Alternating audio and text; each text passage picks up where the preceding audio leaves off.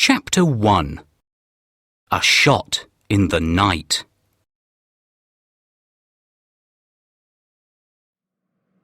How good it is to be on holiday with my daughter, thinks Detective Inspector Rush. He is happy to be away from his job in Leeds in the north of England for a few days. His job is very important to him, but he also likes to spend time with his daughter, Sally. A week in Kent on the south-east coast will be enjoyable for both of them. "Drive a little slower, Dad," says Sally. "You aren't driving a police car now. I would like to enjoy the view. It's so beautiful." They are driving along the coast road between Folkestone and Hastings, and there is a beautiful view of the sea. "Okay," says her father. "We have a few hours yet. We must arrive in time for the evening meal, though." They are quiet for a few minutes, and then he speaks again. "I'm so pleased that you have come on holiday with me," he says. "There are not many 24-year-old daughters who want to go on holiday with their fathers." "No," she laughs. "You really are very lucky to have me with you." He laughs as well. "Yes, I know I am. It's so long since we spent some time together. I think that the last time was 2 years ago. Then we went on the Aikido course in Birmingham. I'm sorry that I always seem to be so busy." "Don't worry about it, Dad," she replies. "It makes the time that we do spend together really special." "Thanks," he answers. "I'm really looking forward to this week, especially the open-air classical concert at Leeds Castle. That should be really good." "Yes," she agrees. "The 1812 overture with real cannons and fireworks should be amazing." After a moment, she asks, "Do you know why it's called Leeds Castle? It can't be anything to do with the city of Leeds where we live, can it?" "No," replies her father. "It isn't. I read somewhere that the Saxons called the area Lades. Over the years, it became Leeds." "You're so clever, Dad," says Sally proudly. "Sometimes I think that you know everything." Detective Inspector Rush smiles, but says nothing. Sally looks at her father. He is 47 years old, but he looks younger. His brown hair has some grey at the sides. He's not handsome, she thinks, but he is good-looking. He is also still a fit man. They used to do Aikido together, but now her father practices yoga. 20 minutes later, they drive past St. Mary's Bay, and after a few hundred metres, see a sign at the side of the road. "Littlestone Farm, bed and breakfast," reads Sally. "That's it." D.I. Rush turns left down a narrow lane. He drives slowly, as the road is uneven. After a few minutes, they arrive in the yard of a small farm. There is a house with a thatched roof and a barn stands at the end of the yard. D.I. Rush parks his car at the side of it. They both climb out of the car and stretch. A dog is barking, and as they turn towards the house, the door opens. A man dressed in old jeans and a dirty blue shirt stands in the doorway. He is about 40 years old, small and wiry, with brown hair. As they approach, Sally can see that his eyes are a beautiful blue. "Good afternoon," he says. "Mr. Rush, is it?" He holds out a grubby hand. "I'm Alan Larkin." They shake hands. "And you must be Sally," he says as he turns towards her. She shakes his hand reluctantly because she doesn't like the fact that it is dirty. "Come inside," he says. "Brenda will make you a cup of tea, and then you can bring in your cases and unpack." They follow him into the house. "How was your journey here?" he asks. He doesn't wait for an answer, but calls, "Brenda, Mr. Rush and his daughter are here." D.I. Rush and Sally walk behind him, down the hall and into the living room. There are 2 large settees, a television, a dining table with 6 chairs, and other pieces of furniture. Sally is surprised to see that the room is clean and tidy. Not like Mr. Larkin, she thinks. Brenda appears from the kitchen. She looks a little older than Mr. Larkin and is also a few inches taller. She is quite large and has a round face with red cheeks. She wipes her hands on a towel before she shakes their hands. "I'm just making the evening meal," she says. "I hope you like meat and potato pie." "Yes, that will be fine, Mrs. Larkin," says D.I. Rush.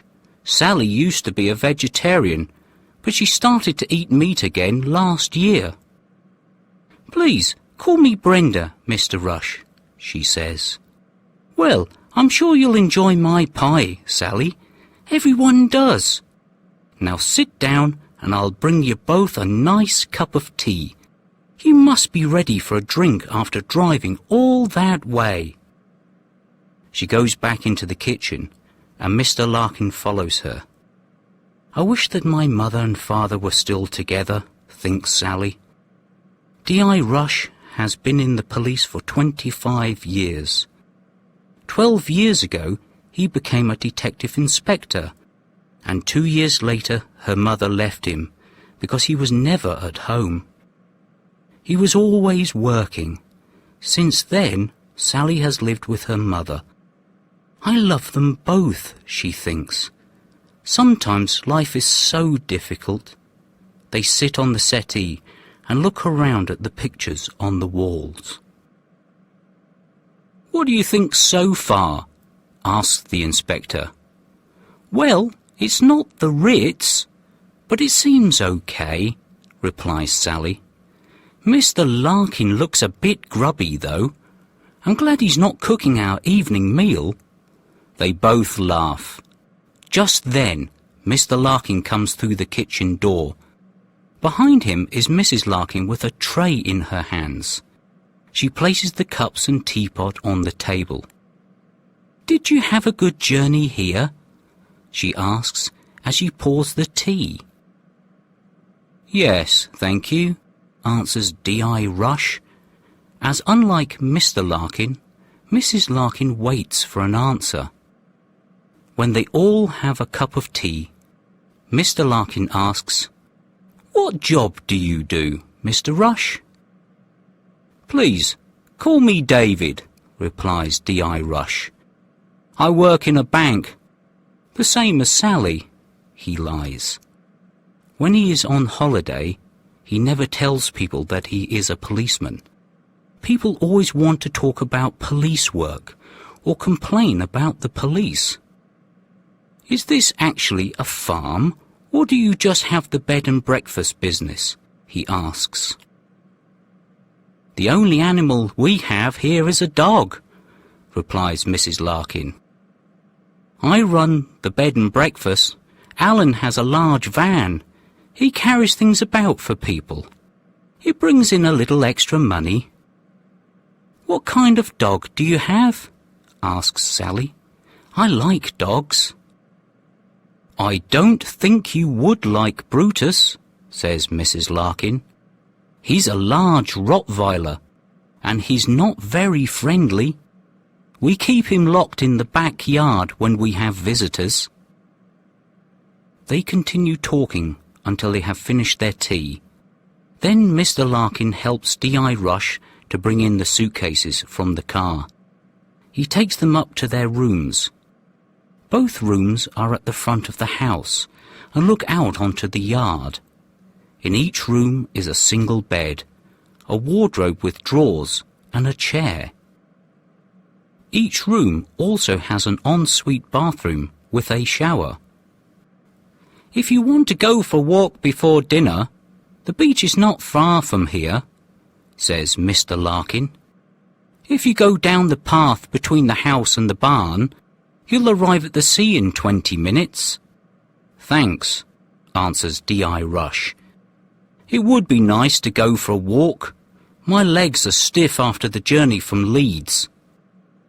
D.I. Rush unpacks his case and hangs his clothes in the old wooden wardrobe.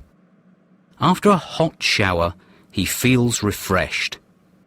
When he has dressed in blue jeans, a blue short-sleeved shirt and a leather jacket, he knocks on Sally's door. She is still in the shower, however. Just like her mother, he thinks to himself and smiles. She used to take hours to get herself ready to go out. He goes down into the living room to wait for her. He looks up from the newspaper that he is reading when Sally eventually comes down the stairs. She is also wearing blue jeans, but she has on a yellow t-shirt. Her long blonde hair is tied back in a ponytail. "Are you sure that you'll be warm enough?" asks her father. "It may be windy down by the sea." "Of course I'll be warm enough, Dad. You worry too much," she laughs. They leave the house and follow the path between the house and the barn. It goes through fields and a small wood. When they come out of the wood, they can see the sea. "Oh, the English Channel," says Sally. "Can you see France?" "I can see something," replies her father, "but it's probably just a low cloud." They walk on in the evening sunlight to the top of the cliff. Then they stop for a moment to look at the sea and watch the large ships out on the water. "Shall we go down to the beach?" asks Sally, and begins to go down the steep path. D.I. Rush follows her carefully. "Not too fast," he calls. "My legs are older than yours." They spend some time on the beach, where they walk by the sea and throw pebbles into the water. Then they climb back up the path. "You're very quiet, Dad," says Sally. "Is anything the matter?" "Not really," he replies. "I was just thinking that the path from the farm is very easy to follow. It looks as though lots of people use it. I think that's strange when there are only a few guests each week." He bends and picks up a cigarette packet from the ground. "French cigarettes," he says. "Perhaps they have had French guests." "Really, Dad," laughs Sally, "don't you ever stop being a detective? I have a friend who smokes Russian cigarettes, and she's not Russian." They make their way back to the farm, and as they enter the yard, they see that a large, new BMW is parked in front of the barn. As they go into the house, Mrs. Larkin is serving the evening meal. There is already a man sitting at the dining table. "Hello, you two," calls Mrs. Larkin. "You're just in time. This is Mr. Dalton. He's staying here for the night." D.I. Rush and Sally introduce themselves to Mr. Dalton. He is about 30 years of age, slim, and has short, blonde hair. He is dressed in an expensive suit, and the inspector sees that he has a Rolex watch on his wrist. Sally thinks he is quite good-looking, and during the meal she tries to talk to him. Mr. Dalton, however, doesn't want to talk. He answers her questions with yes or no, and eventually she gives up and talks to her father instead. After the meal, Mr. Dalton goes upstairs to his room. Mrs. Larkin clears the table and returns to the kitchen.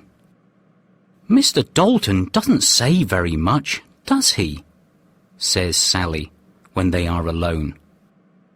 "No," replies her father. "He didn't want to talk about himself, did he? I wonder what his job is. That was a very expensive Rolex that he had on his wrist, and new BMWs aren't cheap." "Well, I don't think we are going to find out," says Sally. "Mrs. Larkin said that he's only here for one night." They sit on the settee. Sally watches the television and D.I. Rush reads a book that he has brought with him. At 9 p.m, Mrs. Larkin makes a cup of tea for them, and at 10 p.m. they decide to go to bed. They are both tired after the journey. D.I. Rush lies awake for a little while. He thinks about what they will do in the morning. He also thinks about Mr. Dalton. Why is a man with so much money at a bed and breakfast? He should be in a 4-star hotel, thinks D.I. Rush as he falls asleep. It is still dark when he suddenly wakes up. He is sure that the noise that woke him was a gunshot. He switches on the lamp at the side of his bed and looks at the clock. 3:30. He switches off the lamp again and gets out of bed. He looks out of his window, but the yard below is completely black. Since he is awake, he decides to get up and have a look outside. He puts on his trousers, shoes, and a jumper and quietly goes down the stairs. He unlocks and opens the front door. Suddenly, the light in the hall is switched on. "It's a little early to be going out for a walk, isn't it, Mr. Rush?" says a voice behind him. D.I. Rush's heart is beating like a drum. He turns and sees that Mr. Larkin has come out of the living room. Behind him stands a large, black Rottweiler. The dog growls deeply when D.I. Rush looks at it. "Be quiet, Brutus," says Larkin. The dog stops growling, but it doesn't take its eyes off D.I. Rush. "Something woke me," says the detective. "It sounded like a gunshot." "Yes, I heard it too," says Mr. Larkin. "I was in the living room. I must have fallen asleep while I was watching the television." "What do you think it was?" asked the D.I. "It's probably poachers," replies Larkin. "They are often around here at night. Don't go out when they're about. You could be injured or even killed." "You wouldn't be the first person to be killed by a poacher's bullet." "No," he replies. "You're probably right. I think I'll go back to bed and see if I can sleep." D.I. Rush starts to climb the stairs and then turns to look back. Blood on the ground. Mr. Larkin has returned to the lounge, but Brutus is standing there watching him with cold, black eyes. Chapter 2. Blood on the Ground. At breakfast that morning, only Sally and her father are at the table. "Where's Mr. Dalton?" asks Sally when Mrs. Larkin comes from the kitchen. "Oh, he was up very early," she replies. "He had to catch a ferry to France. He needed to be in Paris for a meeting this morning." "Why didn't he fly?" asks the inspector. "He needed his car with him," replies Mrs. Larkin quickly, and her cheeks begin to redden. "Now, what can I get you for breakfast?" "A full English breakfast for me," says the inspector. "Could I have a fried egg, please?" "And for me, 2 poached eggs on toast, please," says Sally. When Mrs. Larkin returns to the kitchen, they both look at each other. It's strange that Mr. Dalton left so early for the ferry. If he needed his car in Paris, he could have gone on the Eurotunnel train with it, says the inspector. Perhaps he likes to drive, Sally replies. He left early. I heard his car in the yard when it was still dark. It woke me. I didn't hear that, says her father. But I did hear something else. He then tells her about the shot that he heard in the night. Really? Gasps Sally. You don't think that had anything to do with Mr. Dalton leaving early, do you? I hope not, answers her father. And Mr. Larkin said it was poachers? Sally continues. That's terrible. I hate to think that people go around with guns and kill poor animals in the middle of the night. The world would be a better place without guns. They stop talking as Mrs. Larkin returns from the kitchen. She places a plate in front of the inspector. Here's your full English breakfast, David, she says, and here are your poached eggs on toast, Sally. I hope they're not too hard, she adds, as she puts a plate in front of Sally. That smells delicious, says the inspector, as he looks at his plate full of food. 2 eggs, bacon, mushrooms, beans and fried bread.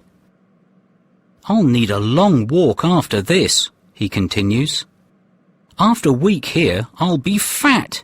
Your cooking is really excellent, Brenda. She smiles and goes back into the kitchen. A few seconds later, she appears again with a pot of tea. She places it on the table and then leaves them alone. Di, Rush and Sally eat their breakfast.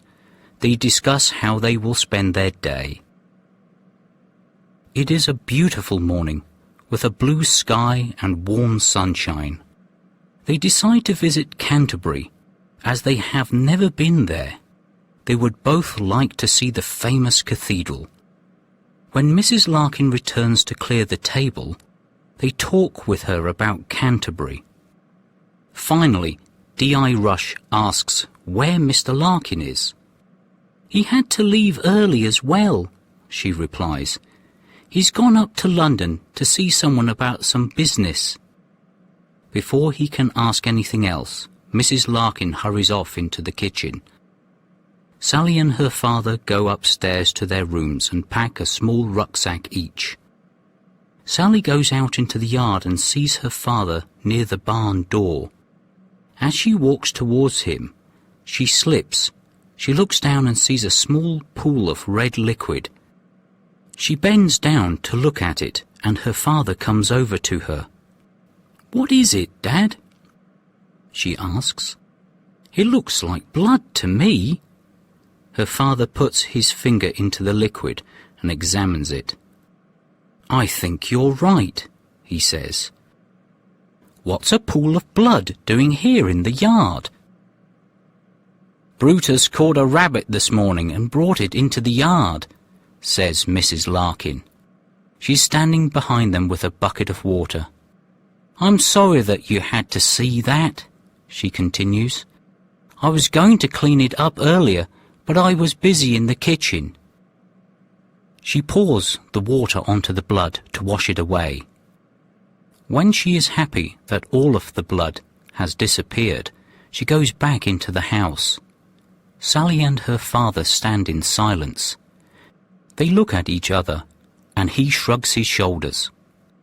"I thought they locked Brutus in the backyard," Sally says. "That's what Mrs. Larkin said yesterday," agrees her father. "Perhaps the poachers are not the only killers around here after dark. I don't like to think that Brutus is walking about freely at night." "Well, don't think about it then," says Sally. "Let's go and have a nice day in Canterbury." They spend a pleasant day in Canterbury. They visit the castle and the cathedral, and they have lunch at one of the cafes in the town centre. They also look around the shops before they return to their car and drive back to Littlestone Farm. On their return, Mr. Larkin is standing at the door of the house. "Did you have a good time in Canterbury?" he asks.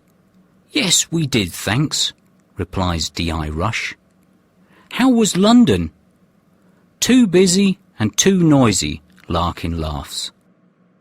"Did you drive there?" asks the D.I. "Yes," Larkin answers cautiously. "Why?" "It's just that your van was still in the barn this morning," answers the D.I. The smile disappears from Larkin's face and his cold blue eyes turn towards D.I. Rush. "I walked to the end of the lane and a friend took me in his car," he says after a moment. "Oh, right," replies D.I. Rush. "Any more questions?" he asks sharply. "No, Alan," answers the inspector. "None at all." Larkin turns and disappears into the house. Sally and the inspector look at each other before they follow him through the door. They go upstairs to their rooms to wash before the evening meal. Tonight they are the only two at the table. While they eat, Sally and the inspector discuss their day in Canterbury. But both of them are thinking about the strange things that have happened since they arrived at Littlestone Farm. Mrs. Larkin serves their food, but doesn't say much this evening. Mr. Larkin is nowhere to be seen. After the meal, Sally watches TV again while her father reads his book. When they go upstairs, they both go into Sally's room. "Something's not right here," says D.I. Rush after she has closed the door. "I think I'll stay awake tonight and see if anything happens." "Oh, Dad," says Sally, "you're not at work now. Just go to bed." "Sorry, Sally," he replies. "I have a suspicious mind. I just want to see if anything happens during the night here." "Well, be careful, Dad," Sally warns. "There are obviously people out there at night with guns." "Don't worry, I can take care of myself," says her father before he goes to his room. He takes off his shoes and lies on the bed. He sets his alarm clock for 2 a.m. and then closes his eyes. He only seems to have slept for seconds when the alarm wakes him. After he stops the alarm, he lies for a few minutes on the bed. Then he gets up, goes to the open window and looks out. The yard is completely dark and there is no sound at all. He sits by the window and the hours go by. The only sounds he hears are a dog barking somewhere and also an owl in the wood. When it starts to become light, he undresses and gets into bed, where he soon falls asleep. At breakfast the next morning, he tells Sally about his night. "Perhaps you are too suspicious, Dad," she says. "I think it's the fact that you're a policeman that makes you suspect everyone, don't you think?" "You could be right," her father agrees.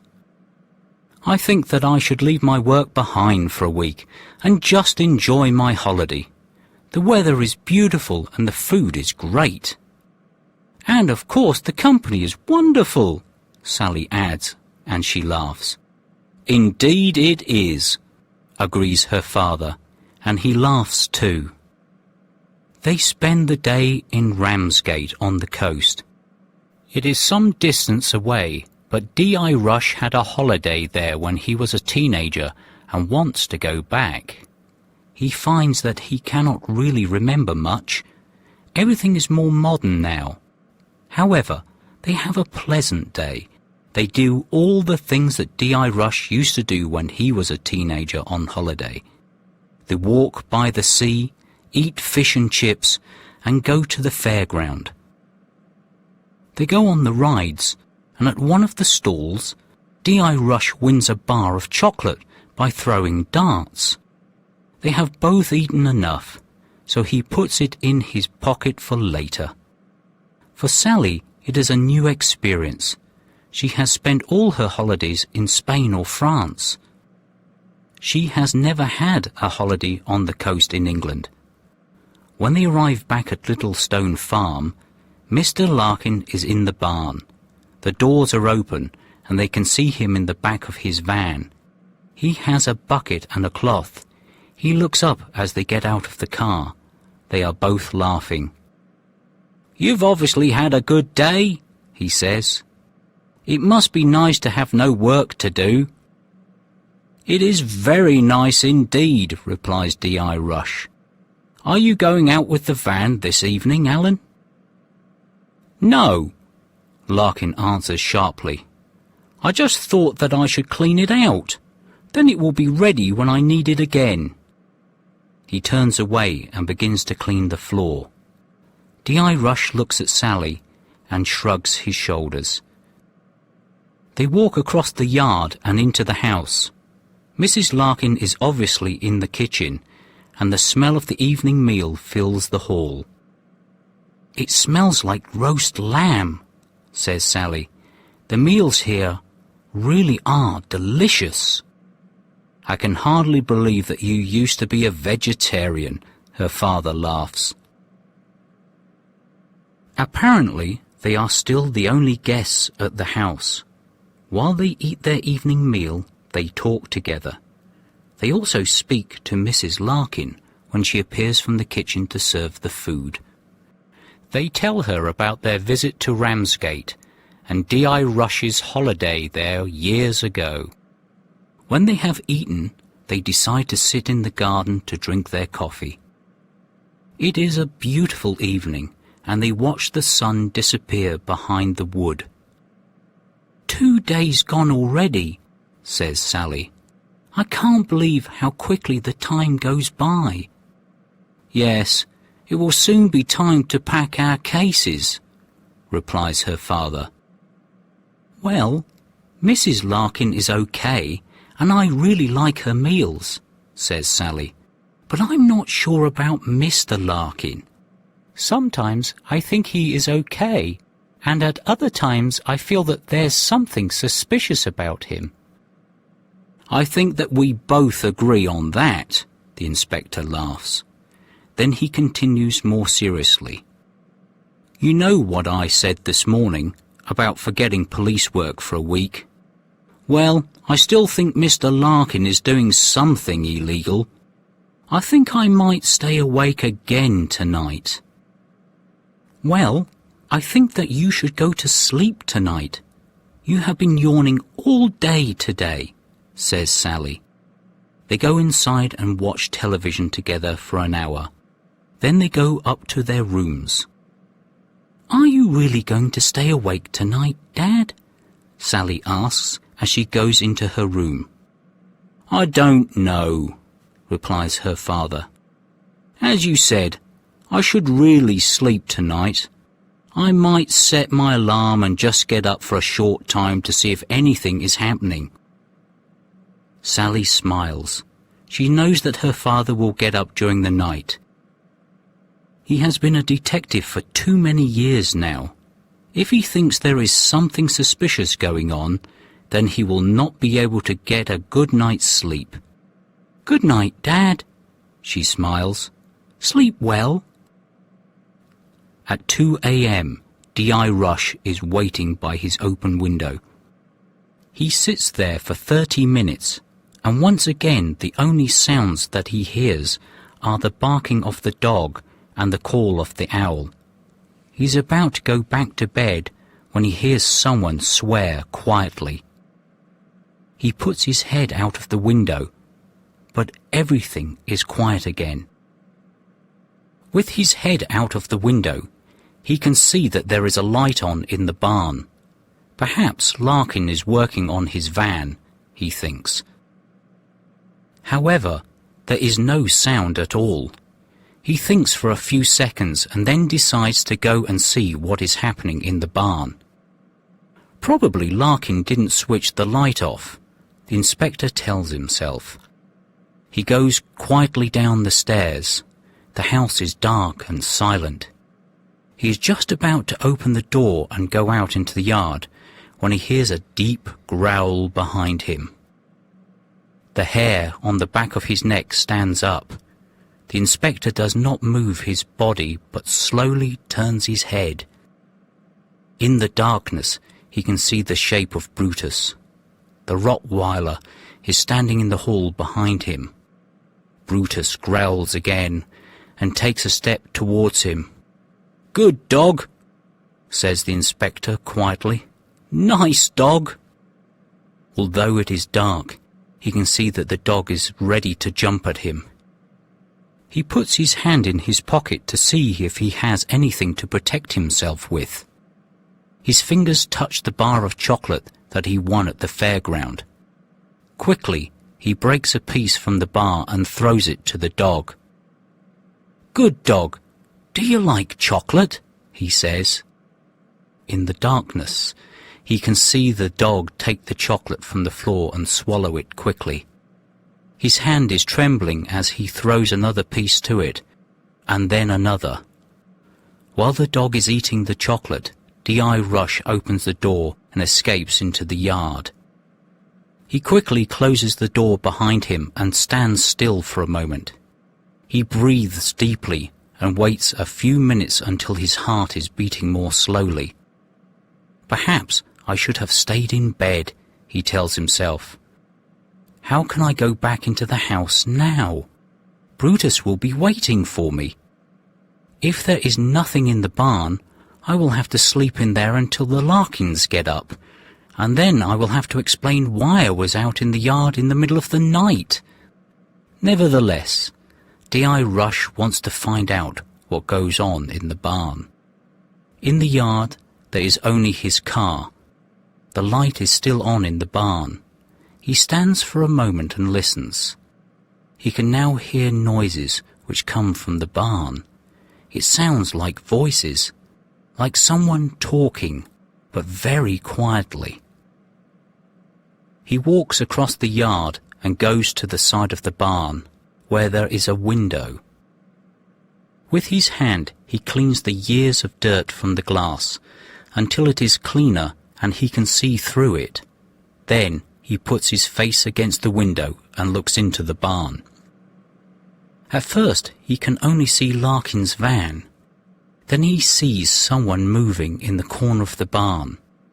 As they walk into the light, he gasps. "So that's Larkin's secret," he says to himself, and he takes out his mobile phone to call the police. At that moment, he hears a deep growl behind him. Before he can do anything, something hits him on the back of the head, and he falls to the ground unconscious. Chapter 3. Death waits at the bedroom door.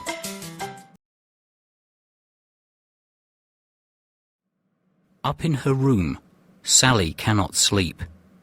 Perhaps it is the cheese that she ate at the evening meal. She wakes up several times and lies in bed listening to the owl in the wood. Then she hears a sound on the stairs. Sally's heart begins to beat faster. She climbs out of bed and slowly and quietly opens her door. She sees her father going carefully down the stairs and into the hall. She does not want to speak, as she might wake the Larkins. She gently closes her door again and sits on the bed. "What should I do?" she thinks to herself. "What has Dad seen? Should I follow him or should I stay in my room?" Finally, Sally decides to get dressed, but to stay in her room and wait to see if anything happens. Dressed in jeans and a jumper, she sits by her window and looks out onto the dark, silent yard.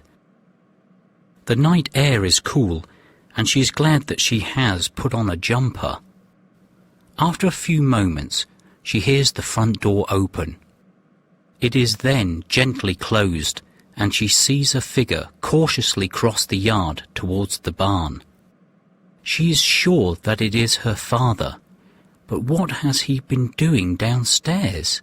It has taken him a long time to leave the house. The figure goes down the side of the barn and disappears from her view. Sally still does not know what to do. What if her father does not come back? How long should she wait before she goes to look for him? A few moments pass and she hears the sound of the front door closing again. Now she sees another figure cross the yard.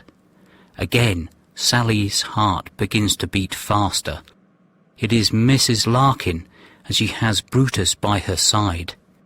They both cross the yard without making a sound and go down the side of the barn, where her father went only moments before. Oh no, she thinks, what do I do now? She's feeling frightened, and her heart is now beating like a drum. D.I. Rush opens his eyes and sees that he is inside the barn. He is sitting on a chair.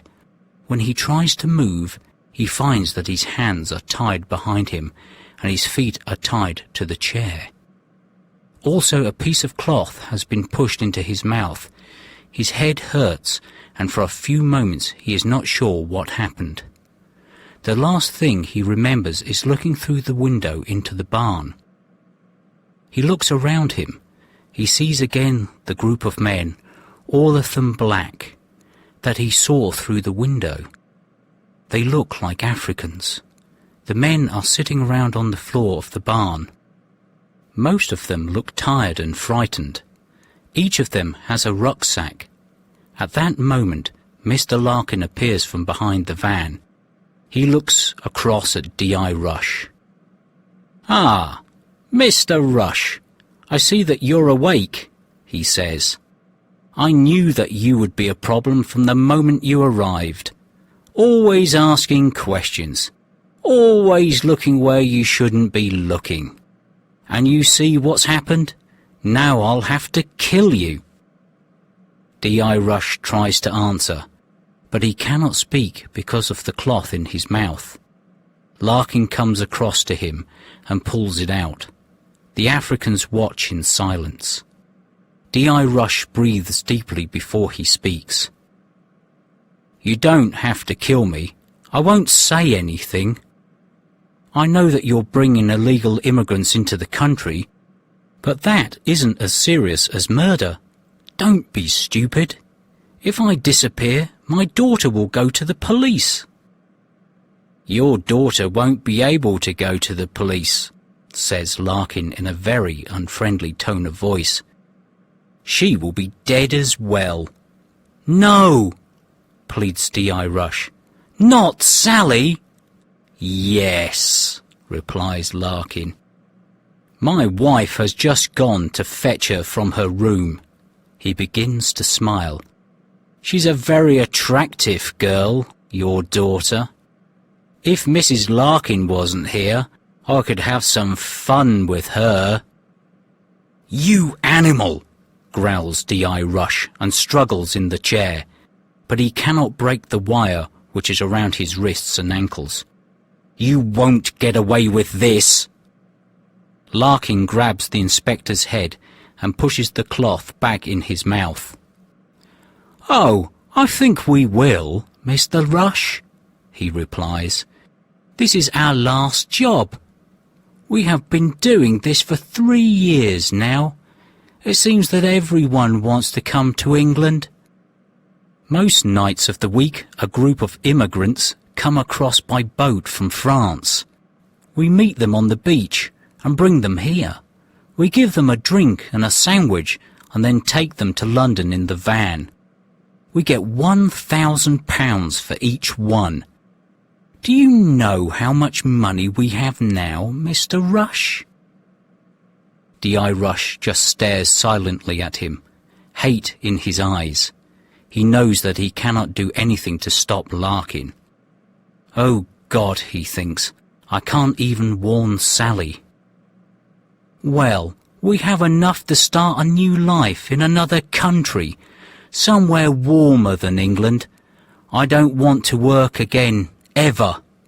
I want to spend my time with beautiful girls, he laughs. Don't tell Mrs. Larkin, will you? As he begins to walk away, he adds, Well, I can't stand here talking all night. There's work to be done. Suddenly, they hear the sound of Brutus barking in the house. Perhaps your daughter is putting up a struggle, laughs Larkin. I hope Brutus doesn't get hold of her. We don't want blood all over the house. He walks to the barn door, opens it slightly and looks out. Then he returns and speaks to the Africans. In, he says, and points to the back of the van. London! The men pick up their rucksacks and begin to move towards the van. Some of them look at the inspector tied to the chair, but none of them do anything to help him. Silently, one by one, they climb into the back of the van. When they are all in, Larkin closes the doors. He looks across at the DI. We don't want too many witnesses, do we, Mr. Rush? He says. Not that we are going to kill you here. We'll put you and your daughter in the boot of your car and drive it to London before we shoot you. By the time the police find you and discover who you are, we'll be out of the country. As soon as Brenda gets back with your daughter, we can go. D.I. Rush tries to free himself, but the wire is tied too tightly. I will have to wait for the right moment, he thinks. Hopefully, I'll have an opportunity to escape when they try to put me in the car. For the moment, however, he can only sit, watch, and wait. Sally also sits, watches, and waits. It is now several minutes since she saw Mrs. Larkin and the dog disappear behind the barn. She has heard no sound, and there has been no movement in the yard. She cannot decide what she should do. Should she continue to sit and wait? How long should she wait? What if her father does not come back? While she is thinking, the door of the barn opens. In the light from inside, Sally sees Mrs. Larkin come out of the barn and close the door behind her. Brutus is by her side. Perhaps everything is all right, thinks Sally. Dad must have heard her coming. He's probably still behind the barn. She watches Mrs. Larkin walk slowly across the cobbled yard and enter the house. For a few moments there is silence, and then Sally hears a sound on the stairs. She goes to her bedroom door and listens. She can hear the sound of Brutus growling quietly. What if they have done something to Dad, and now they are looking for me, she thinks. In a second they will come in here. She reaches for the key, but before she can turn it, the door begins to open. In the darkness, she sees a hand holding a pistol appear around the edge of the door. Immediately, Sally throws herself against the door, closing it hard on the arm holding the gun. There is a scream from outside and the pistol clatters to the floor. Brutus begins to bark loudly. Sally is now able to close the door, and she pulls the chair over to hold it closed for as long as possible. She picks up the pistol and puts it into the belt of her jeans. She doesn't like to have it with her, but she can't leave it there for Mrs. Larkin. Now she has to escape. She knows that she could never shoot Mrs. Larkin or Brutus, not even to protect her own life. I could probably overpower Mrs. Larkin, she thinks, but I certainly can't fight the dog. All this flies through her mind in an instant. She runs to the open window and climbs out as Mrs. Larkin begins to hit the door with something heavy. The window to her room and the window to her father's room are side by side. Thank goodness, she gasps, as she sees that his window is open. From her window, she is able to climb across to his and into his room. As she stands in his room, she hears the sound of the chair break, and the door to her room opens with a crash. "Kill, Brutus, kill!" screams Mrs. Larkin, and in a moment Sally can hear Brutus barking in her room. Quickly, she picks up the heavy lamp from the bedside table and slowly opens the bedroom door. Mrs. Larkin is standing outside Sally's bedroom door and is holding her injured wrist. She's waiting to hear Sally scream when Brutus has his teeth in her. Silently, Sally steps behind her and with all her strength hits her on the back of the head with the lamp. Without a sound, Mrs. Larkin falls to the floor unconscious. Sally steps over her body and quickly closes the bedroom door. Brutus is now a prisoner in the room. Sally breathes deeply, and now that the danger is past, she begins to tremble. "I don't know what it is that they're doing here," she says to herself. "But if Mrs. Larkin came looking for me with a gun, it must be something illegal." Now she thinks about her father. What can have happened to him? She will have to go to the barn and see if she can find him. First, however, she must do something with Mrs. Larkin. Sally quickly checks to see if the woman is still breathing. Luckily, she is. The blow wasn't hard enough to kill her. Sally grabs her by the shoulders and drags her into her father's room. She uses the cable from the table lamp to tie Mrs. Larkin's hands together. She then uses one of her father's belts to fasten the woman's legs together. Finally, she uses another belt. She puts it through Mrs. Larkin's arms and fastens it around the leg of the bed. When she is happy that Mrs. Larkin cannot escape, she takes the pistol from her belt and looks at it. The smooth, cold metal in her hand makes her feel uncomfortable. She places it back in her belt and carefully goes down the stairs. She stops at the bottom of the stairs and listens. Brutus has now stopped barking. The house is in darkness and completely silent. Sally goes to the front door and opens it slowly. The yard is dark and there is no sound. Where is Mr. Larkin? Will he come to the house and look for his wife? Hopefully he is still in the barn. Sally leaves the house and closes the door behind her. Quickly, she moves around the edge of the yard until she is at the side of the barn. She stands at the window where her father stood a short time ago and looks into the barn. She gasps as she sees her father tied to a chair. Mr. Larkin is just closing the doors at the back of the van and is speaking to her father.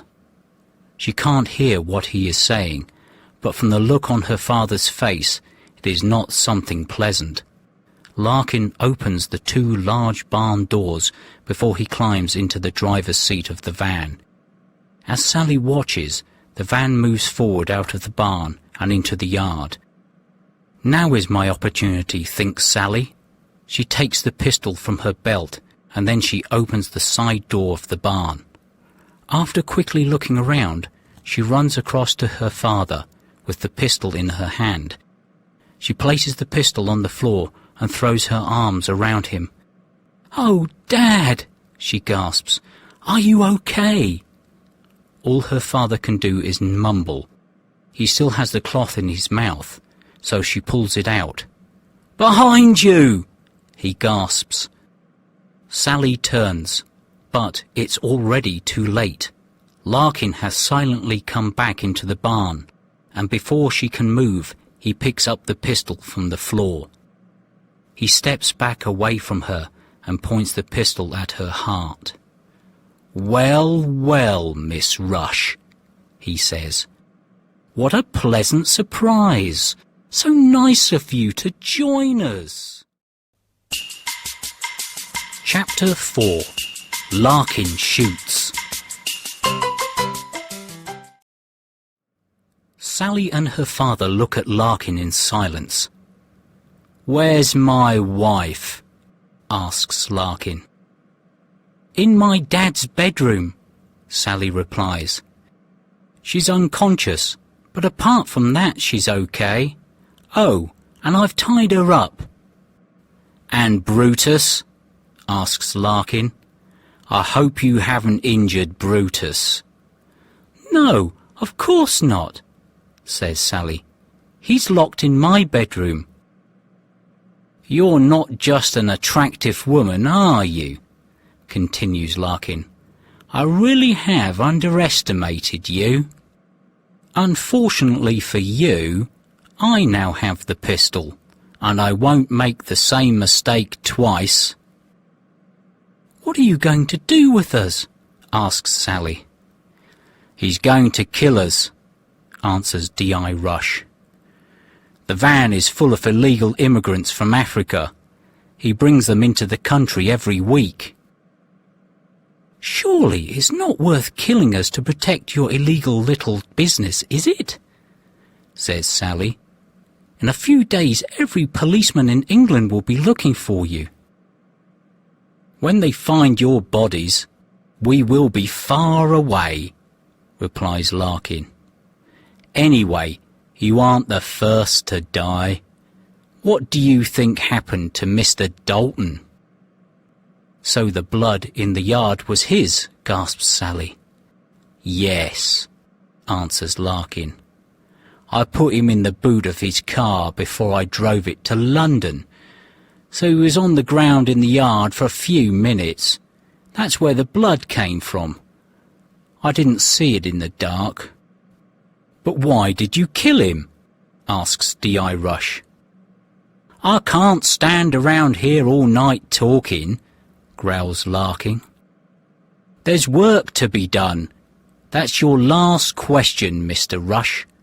Dalton was our partner. He looked after the immigrants when they arrived in London.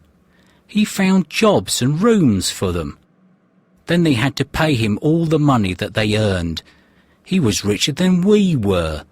A few days ago, Brenda and I decided that we wanted to stop bringing in the immigrants. We're quite rich now and want to enjoy our money.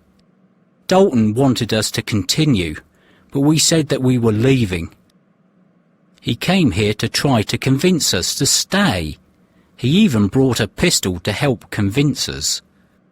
Larkin laughs and waves the pistol around. "This pistol, in fact.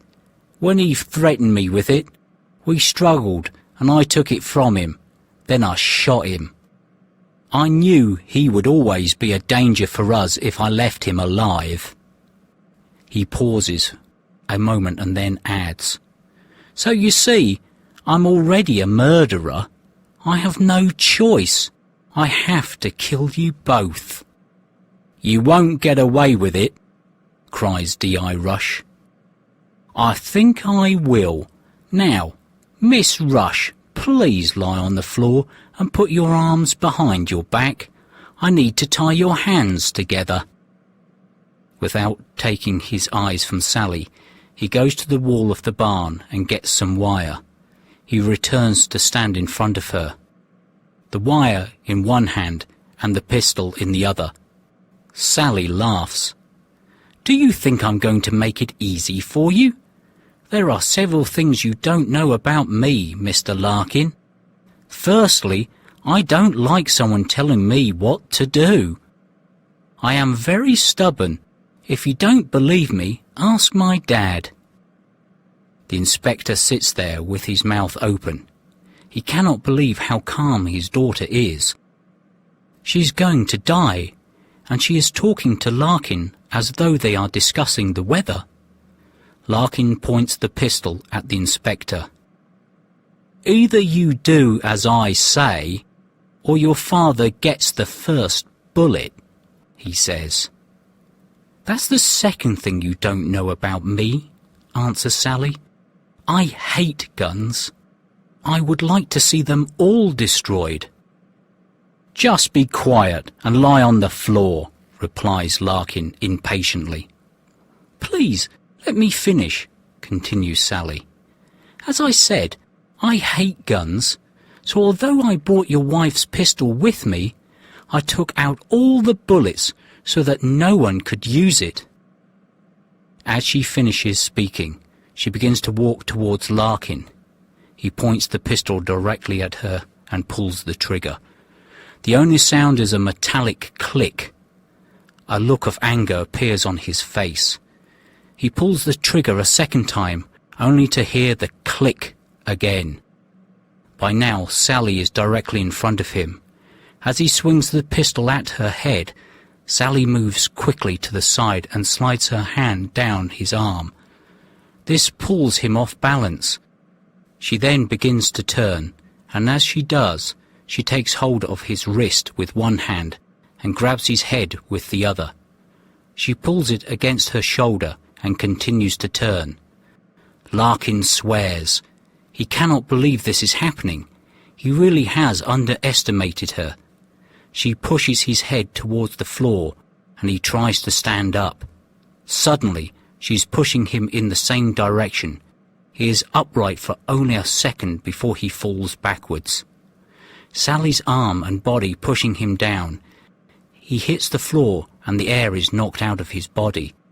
Sally still holds his wrist, and now she uses his arm to turn him over so that he is facing the floor. She picks up the wire that has fallen from his hand during the struggle and quickly uses it to tie his hands together. Then she stands up and breathes deeply. "Are you okay, Sally?" asks the inspector. "I'm fine, Dad," she replies. "Are you all right?" "Apart from a bit of a headache, I've never felt better," he replies. "I always knew that I had an amazing daughter," he continues. "But until tonight, I never knew how amazing you really are. I'm so happy now that I paid for your Aikido courses." "And I'm so happy that I took the bullets out of the pistol," replies Sally, and smiles at her father. 3 days later, Sally and her father are sitting on the grass at Leeds Castle. They have just eaten a picnic of sandwiches and wine, and they both feel relaxed and happy. It is a beautiful summer evening, and thousands of other people are sitting around them. They are all waiting for the start of the concert. "There was a time when I thought we wouldn't be sitting here together tonight," says D.I. Rush, as he puts his arm around his daughter and hugs her. "Yes," agrees Sally. "When Mrs. Larkin came for me with the pistol and the dog, I didn't know what to do. It is a good thing that she didn't send Brutus in first. I think everything would have ended differently. Anyway, now that they are in prison, we can relax. I suppose that we'll have to come back to Kent when they appear in court." "Yes," answers her father. "That won't be for several weeks yet, though. The police have a lot of work to do before that. They told me that they have found Dalton's body in his car in London, just as Larkin said. The pistol will have to be checked to see if it fired the bullet that killed him.